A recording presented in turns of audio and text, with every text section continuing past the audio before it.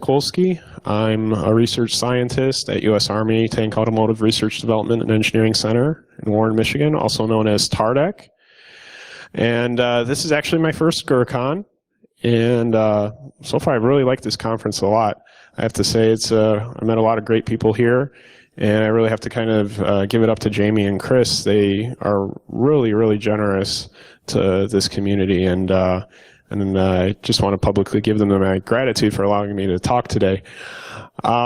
Basically, at TARDEC, I work in the ground vehicle robotics group, and I do research in computational trust. So essentially what I try to do is I try to teach robots how to trust other robots or people in group teaming scenarios, and then using that trust to affect the control, their behavior, so that they can do smart stuff to complete missions. And my application focus has been autonomous convoy operations. It's a really cool research problem because it's somewhat constrained and well-defined, but it's also really relevant for the military, for the Army in particular, because of the threat when during convoy operations over in theater. Basically, the number one killer of our war fighters is IEDs, improvised explosive devices, or roadside bombs, and those typically blow up during convoy missions. So the idea of building vehicles that can drive themselves without anybody in it, statistically speaking, you reduce the number of people you need to do convoy missions, you'll probably reduce the casualty rate, thereby saving lives. So, but the whole thing is that when you start putting technology into vehicles that allow them to drive themselves, you're also introducing new vulnerabilities. So about a year or so ago, I got introduced to the wonderful world of car hacking. I was at an event in Troy, Michigan, another suburb of Detroit, and basically I got really excited about it. It was a 5-day event. Got excited about it. I wanted to go back to TARDEC afterwards and do this kind of stuff on our military systems.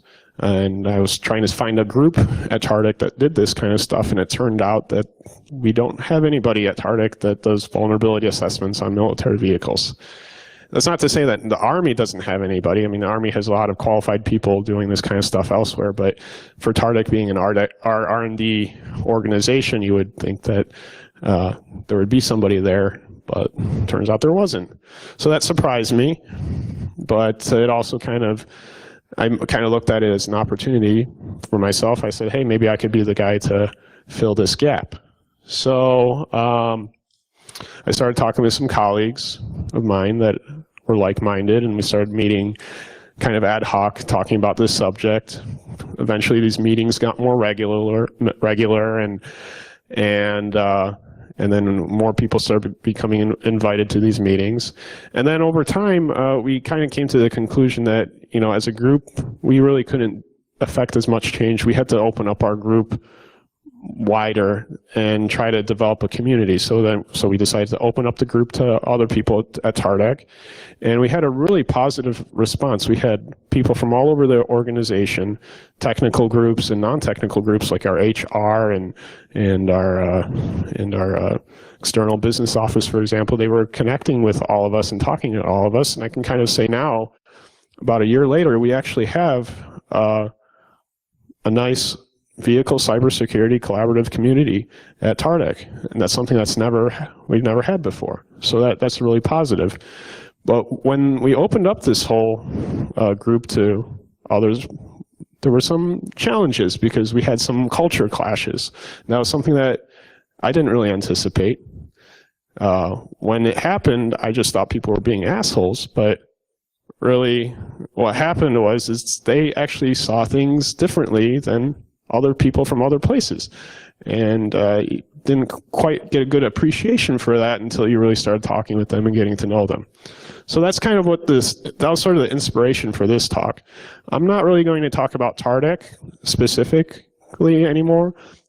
This talk is more about the military cyber culture in general, and I just want to kind of talk about it, hopefully give a better understanding of this type of culture to this community, talk about how it struggles within the cyber domain, and maybe what are some ideas that it can learn from the hacker culture to improve its own culture.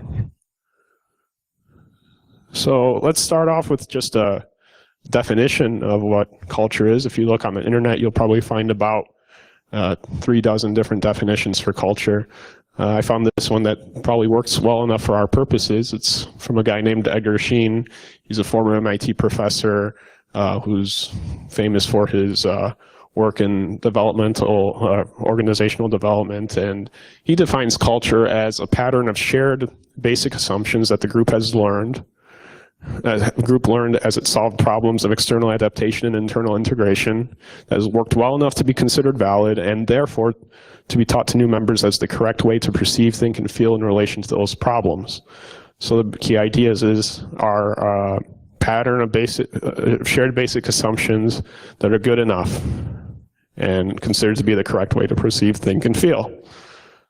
So when you apply this definition to military culture, certain characteristics emerge. Uniformity is a characteristic of military culture, the idea that really nobody's special, everybody is kind of the same, interchangeable. It's also kind of speaks to aspects of the bond between military members, whether you're fighting on the front lines or supporting the logistics tail. You're all war fighters, you're all veterans, you're all heroes. That kind of idea gets embodied into the uniformity characteristic. Hard work, yeah, this is basically begins being ingrained when a recruit goes to basic training. It doesn't matter if you're given a task that's considered to be impossible. The culture expects that you're going to do whatever you can do to complete that task, no matter how hard it is. Teamwork, really important, particularly for coordinated operations. You have to be able to rely on other people, and other people have to be able to rely on you. So the culture definitely supports that. Stoicism, the idea that it doesn't matter how much pain you're in, doesn't matter how much you're suffering, how much you're hurting, how much you don't like something. You keep it to yourself. You don't really tell anybody. Obviously, that has problems with it when you're considering things like PTSD. But it's still kind of an aspect of the culture that has sort of evolved over time. Orderliness, you got to find, obviously you got to have, the military has very rigid rules, regulations, processes. Things have to be on schedule, timely. Orderliness is a really big part of the culture, and also trust and authority. If somebody above you, ranking above you, gives you a command, an order to do, you have to follow it. It's just expected. So this culture evolved basically because of the types of operations that the military would be involved in different physical domains, land, air, and sea. And this chart kind of is supposed to depict all the different kinds of physical domains of warfare along the axis of the level of technology involved in the different spectrum of conflict. So traditionally, what you find is that the United States has generally dominated in the center part of this spectrum, traditional modern warfare and remote warfare. So what that's caused our adversaries to do is kind of move towards the poles of this spectrum. So you'll see, our adversaries either going for asymmetrical warfare through insurgencies or developing nuclear weapons. And, but the whole common thread behind this spectrum of conflict is that the cyber domain cuts across all of it. And it doesn't matter whether you're dealing with low tech or high tech, the cyber domain exists. And the military culture that has sort of evolved to deal with the physical domains hasn't really changed enough to change enough to be successful within the cyber domain. The cyber domain is a completely different beast than the physical domains of air, ground, and sea. Traditionally, the military has been basically dealing on the assumption that nation states only attack other nation states. Very well defined boundaries of who you are attacking, where they are, that kind of thing. But in our existing paradigm, particularly in the cyber domain, attacks and spying can occur between any combination of states, state proxies, non-state actors, and commercial companies. And sometimes you don't even know whether these attacks are offensive or defensive. The barriers are low, it's cheap, somewhat easy, and it can be pretty powerful. You can potentially have a global impact with the different kinds of cyber attacks that can happen in military context. So that's kind of what the existing paradigm looks like. What about where things are going? The way I kind of like to look at where things are going is I like to look at it in terms of 4 vectors kind of moving in the same direction but at different speeds. You've got technology that's moving the fastest, and right behind technology you've got the social norms. And then there's a big gap in speed between law and policy formation. And when you look at these 4 vectors, what can we extract? What kind of trends can we extract from these vectors? Well, when you look at the fastest two, you tend to see that we're, in general, trading privacy for convenience. And this has been a trend that has existed ever since the invention of the telegraph. This isn't anything new, and we can continue to see this kind of thing persist. And then on the slower side, you tend to be seeing this intention of trading privacy for security. Now, that's obviously kind of a controversial topic area, and it could probably be a talk in of its own. I'd really enjoy hearing a lawyer talk about this kind of stuff. But when you look at legislation like CISA and where they're going to be trying to basically allowing private companies to share information with the government and not have liability, and even looking at existing laws, even like the CFAA and DMCA, some reforms to those for white hackers to be protected from hacking into different systems and not having to go to jail. You can tend to, I'm tending to see kind of a trend for trading privacy for security. But the main point that I wanted everybody to get out of this slide is that 3 of these 4 vectors are related to people, to humans, in particular human behavior. And as a result, a case can be made that the management of the different cyber challenges that we'll be facing are largely cultural, not necessarily technical. So kind of bring it down from sort of a 50,000 hive view down to more of an organizational level. What kind of benefits would you see from a better cyber culture in an organization? In general, what you'll see is better behaviors. In general, less risky behaviors, maybe more compliance with IA policies, decreased resistance to changes. But I know there are probably plenty of folks out there that are looking at this and saying, well, better will never be perfect. It only takes one to compromise a system. Why bother? Why should we even bother dealing with the culture? Well, I think an argument can be made that better culture will probably reduce the ease of exploiting vulnerabilities. It's not going to get rid of them, but it'll probably reduce the ease of it. You might also have fewer network anomalies, so maybe you can have better detection when you're looking for intrusions. And if you're implementing... Sorry folks, video glitch here, but audio will resume shortly. That's a tough thing to deal with. It's a really difficult thing to deal with. And some of the problems that it's caused is, for example, it's caused us to have an outdated procurement system. Our networks are not viewed as war-fighting platforms. Basically, if someone wants a network, they call an IT guy to build the network. But the IT guy doesn't really have concept of how it's going to be used in an operational context. So the acquisition of the networks and the operations of the networks don't intertwine. So that's a problem. So what that results in is that you end up with little situational awareness of what's going on in the networks when you're using them in an operational context. You don't typically know what the intrusions are until after they happen, and the soldiers using these networks really can't anticipate what adversaries might do.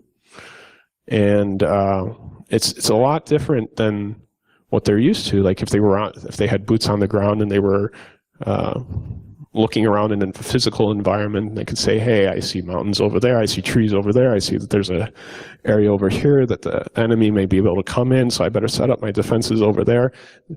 They can't do that kind of analogous thing within their networks.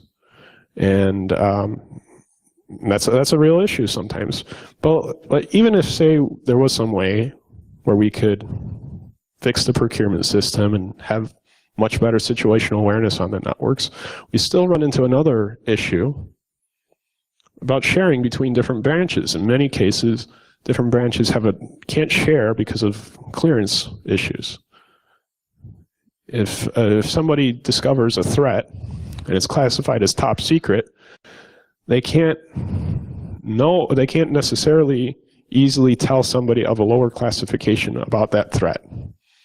It's those are the rules. You can't do it. So now all these different problems, these aren't new problems. They're not. It's not as if the Department of Defense doesn't know about them. And then there are lots of people working on resolving these issues. But the question I want to ask is, what is the military doing with regards to addressing the cultural stuff? So one of the big things I heard about this year at the NSA conference was cyber hygiene. Has anybody heard about this stuff? It's basically, it's a lot of us probably consider it as common sense, but the military is promoting it in terms of people having good passwords, not clicking links in your email, not plugging devices into your computers. It's a lot of common sense stuff. But just like the military, sometimes they take it a little bit too far. And for example, like a password policy. Just last week, I was connecting to a government website, and it asked me to create a password that's 15 characters long, 2 capital letters, 2 lowercase letters, 2 numbers, 2 special characters. It's kind of defeating. It sounds secure, because you're adding all this random stuff in it, but really, what? If I'm going to have to access this site, I'm not going to remember such a long password.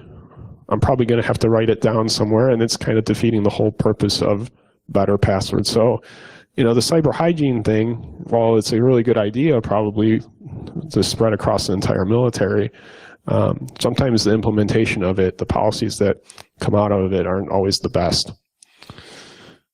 And then the other thing, we can look into is the actual DoD cyber strategy, which was updated in April of this year. And if you and it's not a very long document, but if you kind of scan through it, there really isn't a whole lot in there about affecting the culture. But there are a couple things that we can kind of point out. Firstly, the big thing I noticed was integrating cyber into mission assurance assessments. Now, mission assurance, it's all about full lifecycle engineering processes that are designed to deal with deficiencies in mission success. And in the past, the cyber domain was never integrated into these mission assurance assessments. Going forward, this is going to be different. And because the mission always comes first, I think this is going to have a really big impact culturally on the entire military. The other thing that they talk about in the strategy is mitigating the risk of insider threats. Now, they talk about it in terms of intrusion detection systems and more technical stuff, but then they have this little footnote talking about a requirement for a culture of awareness. And this is really the only time the DoD cyber strategy mentions culture specifically. So, I imagine the strategy is going to get updated in the future. I would hope maybe in the future they would consider more of the cultural aspects when designing their strategy in the future. The thing that I ask is, can we do better? And is there anything that we can learn from the hacker culture and be able to adopt into the military culture? So just kind of doing a side-by-side comparison between hacker culture and military culture, and I'm looking at hacker culture more broadly than just computer hacker. You know, we can see that military culture values uniformity. Hacker culture is all about uniqueness, individualism. Military culture, hard work. Hacker culture, it's more about, I think, playfulness. Military culture is about teamwork. Hacker culture is about a little softer, more cooperative, more collaborative. Stoicism for military culture, keeping things in, holding things in, not sharing what you really think. I think hacker culture tends to be more about sharing and being more open. Military culture, being very orderly, rule-oriented. Hacker culture is more about creativeness, going in any direction, no bounds. And finally, trust and authority. Well, it's completely opposite in a hacker culture. It's generally a distrust in authority. So on the surface, it kind of looks like these two cultures are incompatible with each other. And maybe they are. That's not to say that the military doesn't adapt elements from the hacker culture for specific functions, say DARPA, like when they relate to the Cyber Grand Challenge, or working on formal methods research through the HACMS program, or even the NSA, you know, doing information intelligence work. You know, they'll adapt things from the hacker culture in those specific functions. And the same thing, the hackers will adapt things from military culture if they want to do things on any kind of large scale, whether with people or botnets.